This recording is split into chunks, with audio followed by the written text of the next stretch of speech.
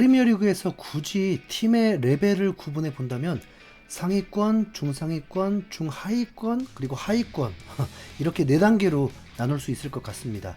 다음 시즌을 준비하기 위해서 각 팀들이 전력 강화를 시키고 있는데 리버풀, 아스날, 맨시티, 첼시가 발빠르게 움직이고 있죠. 개인적으로 이 4팀이 상위권 팀이라고 말하고 싶습니다. 이 중에서도 리버풀은 지난 시즌 우승을 했음에도 불구하고 아꼈던 돈을 더 퍼부으면서 챔스 우승까지 노리기 위해서 전력을 극대화시켰습니다. 비르츠라는 독일 출신의 공격수를 영입하면서 1억 1600만 파운드라는 거액을 지불하며 역대 최고 이적료를 기록했고, 연봉은 340억으로 토트넘이었다면 팀 내 연봉 1위가 되었을 것입니다. 대여를 낚았죠. 아놀드를 대신해서 프림퐁을 영입하면서 만족한 영입이라고 평가되고 있고, 이제 센터백 한 자리만 안정을 시키면 다음 시즌도 강력한 우승 후보입니다. 여기에 손흥민보다 한 살 많은 반다이크, 손흥민과 동갑인 살라가 여전히 주전이지만 다른 잡음 전혀 없습니다. 리버풀이 우승 후보가 되는데 34살, 35살 선수가 핵심이라는 거죠. 여러분 기억해 주십시오. 손흥민에게만 기량 저하라는 말이 나오는 이상한 기사들만 도배되고 있다는 거 명심하십시오. 아스날도 에제를 영입하려 한다는 소문도 있고, 수비맨디라는 미드필더도 1000억에 가까운 돈을 지불해서 영입하려고 진행 중입니다. 스트라이커만 제대로 보강한다면 더 강해질 수 있겠죠. 붙어봐야 알겠지만 아스날도 충분히 우승 후보라고 봐야 합니다. 아스날과 토트넘이 라이벌 관계라고 하는데 토트넘은 멀었습니다. 아스날 같은 돈을 쓰지 못하기 때문이죠. 반대로 거액을 벌어들이는 건 토트넘이 아스날보다 잘합니다. 맨시티는 로드리가 복귀하자마자 또 부상을 당하고 원래 모습을 찾는 데 시간이 많이 필요해 보이는데, 이번 16강전에서 사우디 팀인 알힐랄에게 패배한 것도 그렇고, 기존 데브라이너가 나폴리로 이적한 것도 그렇고, 리버풀, 아스날과 대등할 정도라고 평가하긴 그렇지만 그냥 무조건 상위 레벨 팀이죠. 주전들의 연령대가 낮아지면서 리빌딩처럼 느껴지기도 하는데, 수비가 강하다고 느껴지지 않다 보니까 더 많은 문제들이 노출되고 있습니다.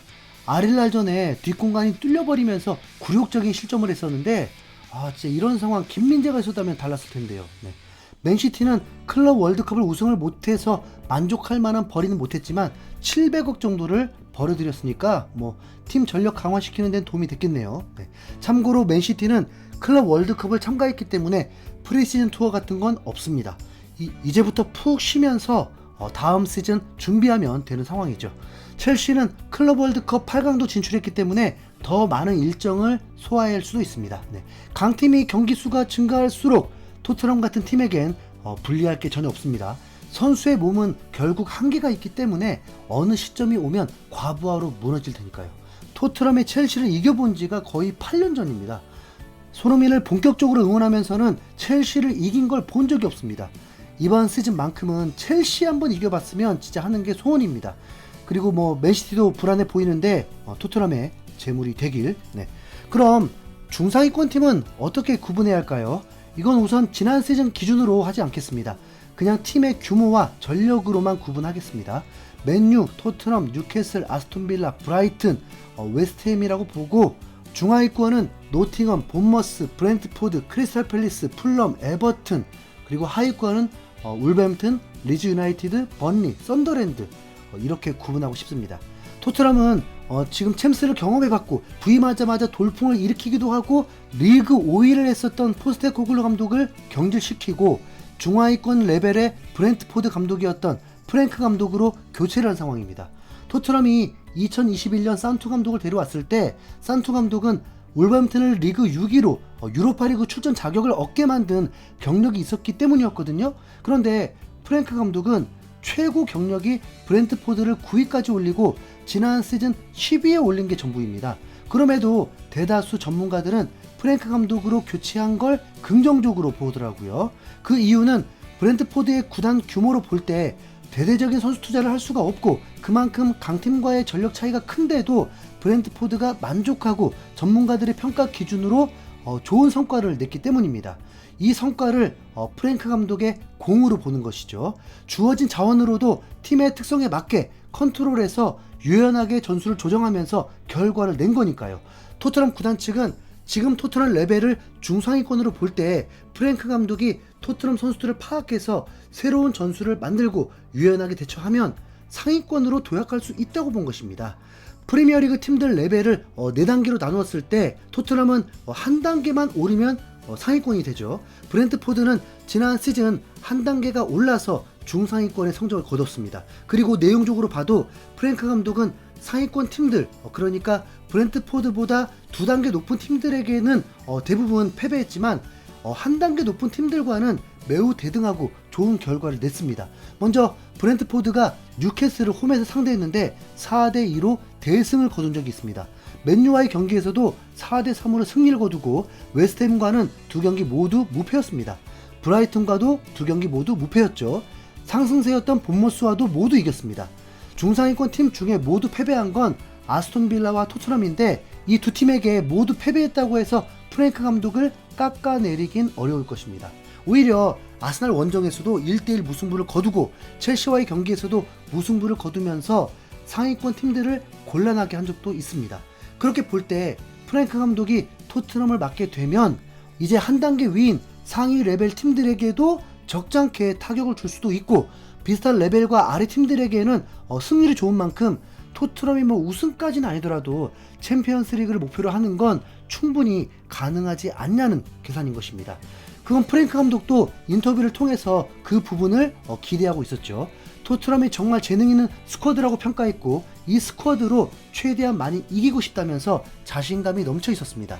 근데 정말 재능 있는 스쿼드인가요? 주전 미드필더의 레벨은 맨유, 뉴캐슬, 아스톤빌라보다 더 약해 보이거든요. 약해 보이는 정도가 아니라 약해요. 네.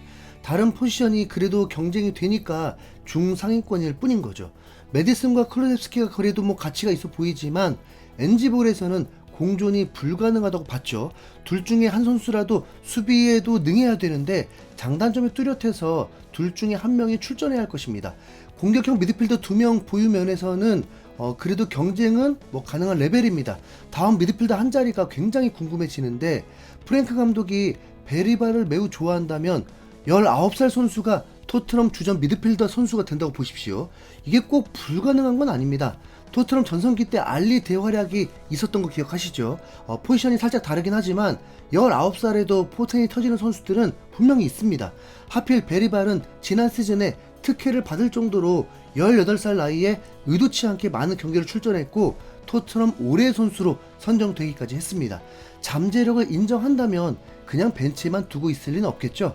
특히 프랭크 감독은 브렌트포드에서 후방 플레이메이커를 축으로 삼아서 안정적인 경기 운영을 선보였습니다. 만약 베리발이 이 역할을 빠르게 습득해 준다면 메디슨이나 클루셉스키는 수비 부담을 덜고 공격에 집중하면서 파괴력을 극대화할 수 있습니다. 물론 19세 선수에게 중원의 열쇠를 맡기는 것을 두고 도박이라 말하는 이들도 있을 것입니다. 하지만 축구의 역사는 그러한 낡은 선입견을 비웃듯이 10대 나이로 팀의 심장이 된 소년 마에스트로들을 똑똑히 기억하고 있습니다.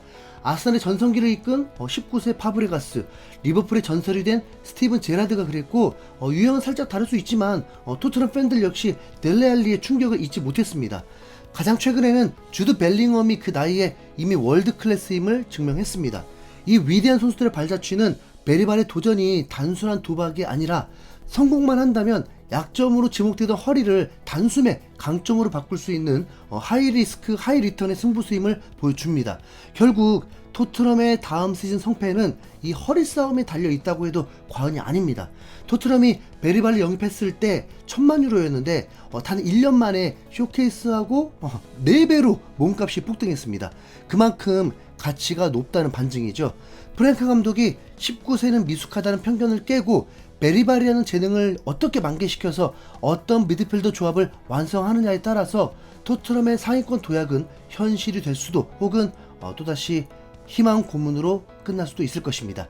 이 흥미로운 실험의 성공 여부가 곧 토트넘의 운명을 결정할 것입니다. 여러분은 베리발의 주전 활용 어떻게 생각하시나요? 댓글로 의견 부탁드립니다. 시청해주셔서 감사합니다. 흰수염고래였습니다.